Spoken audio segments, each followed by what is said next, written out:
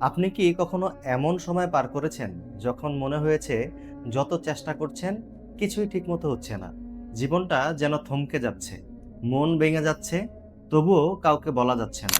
আজ আমি আপনাকে এমন একজন মানুষের গল্প বলবো, যিনি কষ্টের চূড়ান্ত সীমা পার হয়েও আল্লাহর ওপর বিশ্বাস হারায়নি। তার নাম বিলাল রাদিয়াল্লাহু আনহু। বিলাল রাদিয়াল্লাহু আনহু ইসলাম গ্রহণের আগে ছিলেন একজন দাস। মক্কার ধনী ও অহংকারী মানুষ উমাইয়া ইবনে খলফ ছিলেন তার মালিক। তখনকার সমাজে দাসদের কোনো সম্মান ছিল না। তাদেরকে শুধু কাজের যন্ত্র হিসেবে দেখা হতো, মানুষ হিসাবে না।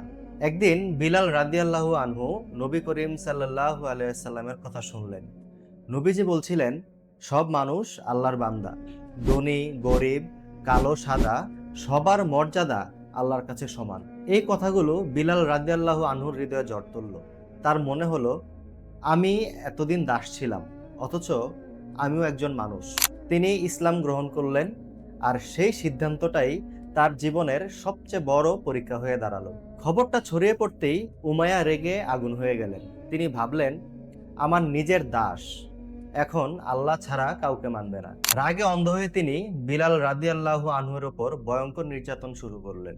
দুপুরের গরম রোদে তাকে মরুভূমির বালির উপর ফেলে রাখা হতো।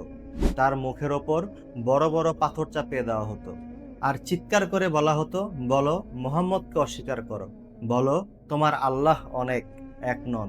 কিন্তু সেই আগুনের মধ্যে থেকেও বিলাল রাদিয়াল্লাহু আনহু শুধু একটা শব্দ বলতেন। সেই শব্দটা হলো আহাদ। আহাদ মানে এক আল্লাহ, এক আল্লাহ। তার জিহ্বা থামেনি, তার ঈমান ভাঙেনি। চারপাশের সবাই অবাক। একজন দাস, কোনো শক্তি নেই, তবুও তার মন ভাঙানো যাচ্ছে না। এই খবর নবী করিম সাল্লাল্লাহু আলাইহি সাল্লামের কাছে পৌঁছায়। তার প্রিয় সাহাবী আবু বকর রাদিয়াল্লাহু আনহু নিজের সম্পদ দিয়ে বিলাল রাদিয়াল্লাহু আনহুকে উমাইয়ার কাছ থেকে মুক্ত করে আনেন।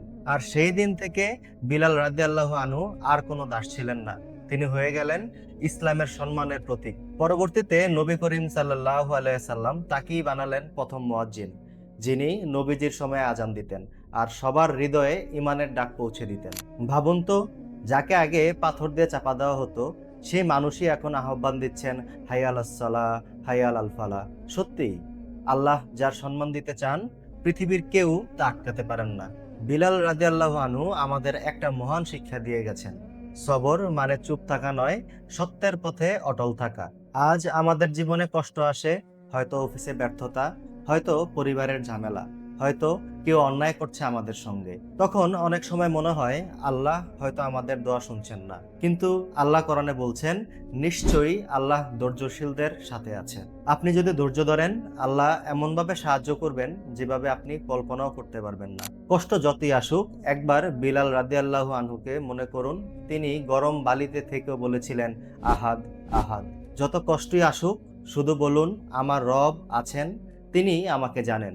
আজ থেকেই চেষ্টা করুন জীবনের প্রতিটা পরীক্ষায় ধৈর্য ধরে এগিয়ে যেতে, কারণ আল্লাহ কখনো ধৈর্যশীল মানুষদেরকে ব্যর্থ করেন না, ইনশাআল্লাহ।